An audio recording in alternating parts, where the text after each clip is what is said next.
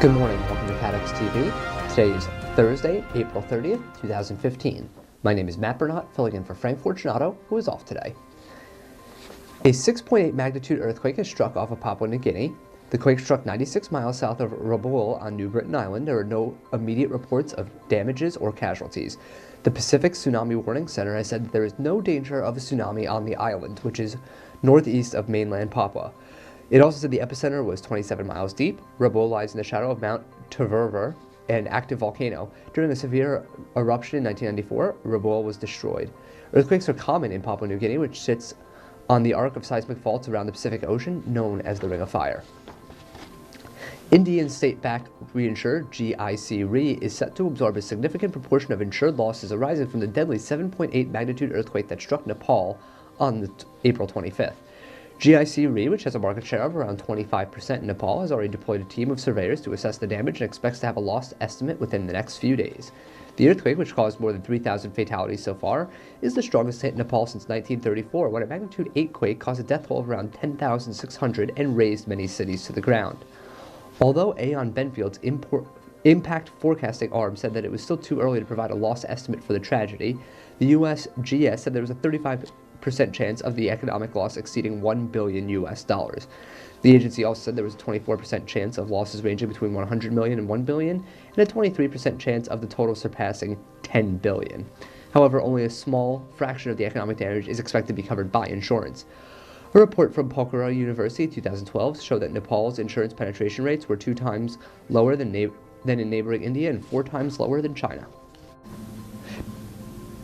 People are still cleaning up after powerful storms rolled through southwest Florida early Wednesday morning.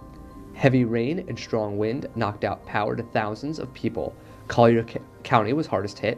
Neighbors were waking up to an unusual sight. The overnight storm was so intense that an SUV was smashed by a tree. In Bonita Springs, a carport was blown into a fence. A billboard was damaged on U.S. Route 41 and Park Shore in Naples. People could see lightning that looked like strobe light shows, and storms had knocked out power to thousands of homes and businesses in southwest Florida. FPL says that workers are out trying to repair power to those without it. Expansive Florida insurance carrier United Insurance Holdings fell to an underwriting loss during the first quarter of 2015 after the company was stung by U.S. winter weather losses. The carrier reported a quarter one combined ratio of 105.2%, a considerable 27.6 percentage points worse than the prior year period. This came after they suffered a $15.3 million announced catastrophe losses and added 19.6 to the combined ratio. The losses primarily stemmed from 5 separate winter events in Massachusetts, Rhode Island, and New Jersey, which resulted in more than 1,400 claims. The company also experienced a slight uptick in underlying loss experience as its quarter one accident year ex-cat loss ratio expanded by 2.4 points year on year to 45.8%. United primarily ascribed the increase to heightened frequency and severity of water-related losses in Florida's Tri-County region. United was forced to strengthen its reserves by $0.9 million in 2015, adding 1.2 points to the combined ratio, largely due to these water-related claims. The carrier said that approximately 76.1% of adverse development was from reopened claims and new lawsuits received during the current quarter.